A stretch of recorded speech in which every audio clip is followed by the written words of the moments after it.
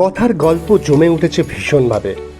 কথাকে আগুন থেকে বাঁচিয়ে অসুস্থ হয়ে পড়ল অগ্নি। কথাকে বার করে নিয়ে আসছে কোলে কোলে অগ্নি। সকলে মিলে খুব আনন্দ পায় যে দুজনই বেঁচে গেছে। এদিকে প্রান্তিক চিন্তায় পড়ে সে তার বাপিকে কি জবাব দেবে। যতবারই চেষ্টা করছে ওদেরকে মেরে দেওয়ার, কিন্তু মারতে পারছে না।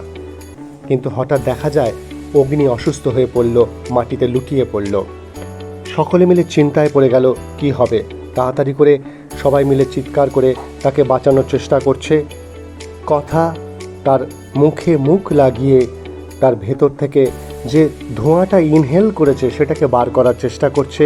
কেউ পায়ে হাত দিয়ে ঘষছে, কেউ জল ছেটাচ্ছে, কিন্তু অগ্নি জ্ঞান ফিরছে না। অবশেষে তাকে হসপিটালে নিয়ে গিয়েও দেখা যাচ্ছে তার জ্ঞান ফিরছে না। ডাক্তার বলে দিয়েছে যে জ্ঞান না ফিরলে আমাদের অন্যরকম কিছুই ভাবতে হবে। কথা খুব ভেঙে পড়েছে। এদিকে দমকল থেকে ফোন করে জানানো হয় শর্ট সার্কিট থেকে আগুন লাগেনি ফ্যাক্টরিতে কেউ অন্য কোনো ঘটনা ঘটেছে। আপনারা কি কাউকে সন্দেহ করেন?